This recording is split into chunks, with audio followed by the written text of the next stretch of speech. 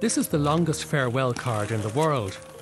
In 1841, the well-loved Chief Secretary of Ireland, Viscount Lord Morpeth, was heading back to England after his term of office ended.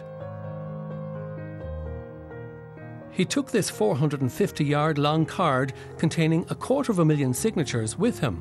It's like a great big autograph album of the early 19th century. The way we see it, this is effectively a pre-famine census, and especially of the gentry, the nobility, the professional classes, the merchant classes, and so on.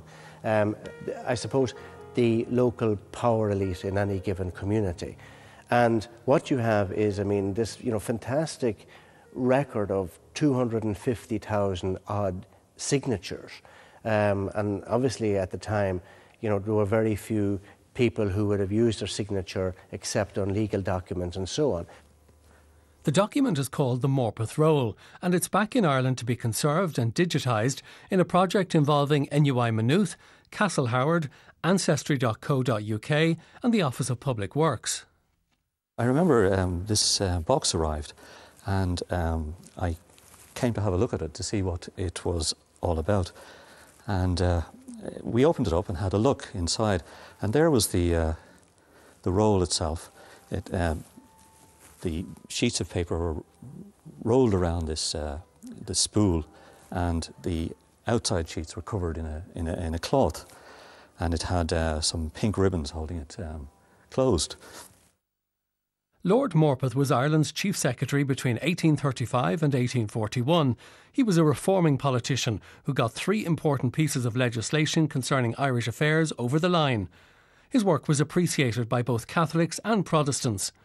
The significance of the Morpeth Roll today is that the signatures on its 652 pages can be identified by us and connected to our families.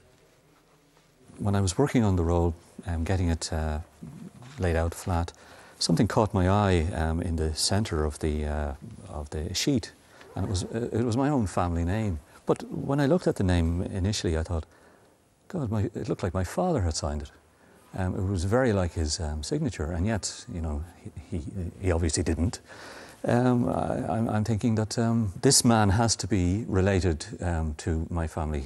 He's signed this exactly as my father would have signed it. In fact, he's even underlined it like my father used to underline his name.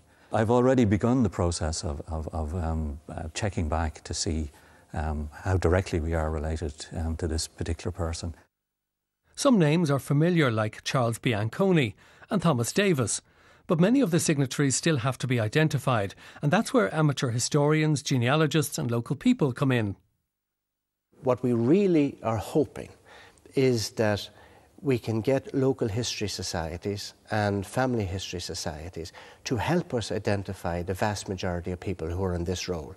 And in order to do that, we're actually inviting them to come to Maynooth on the 24th of November to a conference where we'll introduce them to the role, and we'll tell them, these are the reasons why we want you to help us, and this is effectively how you can help us.